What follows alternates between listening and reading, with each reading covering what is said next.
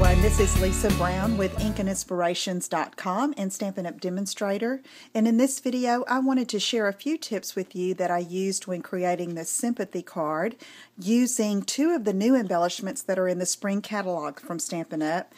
These are the beautiful 5/8 inch vanilla flower trim and the little doilies, the paper doilies. I believe they're called tea lace.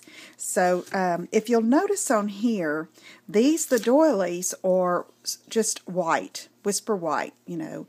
And I was using a very muted, neutral theme using crumb cake for my cardstock and very vanilla for the stamping cardstock. So I decided that the white would be a little too stark for this card.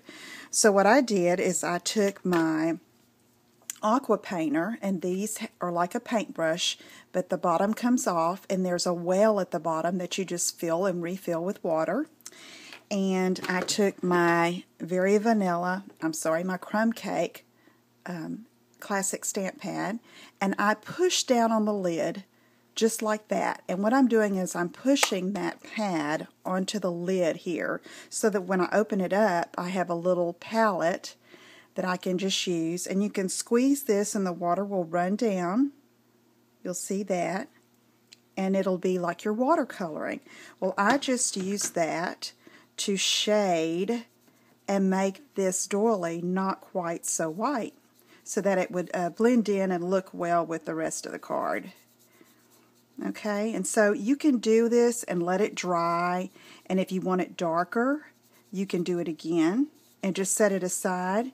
And then what I did is I just used it behind this layer here, put a little bit of Tombow glue, and kind of gathered it up a little bit to make a real pretty, like a tea stain doily. So next I have the very vanilla flower trim. Well, I cut these off in singles, and I did the same process, okay?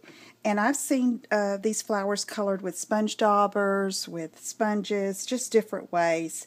I like using my aqua painter.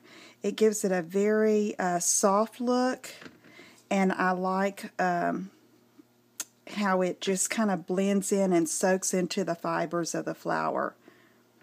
It's just a little fabric circle, round and round, and I love how we can cut them apart and use them individually or in clusters like I did on the card.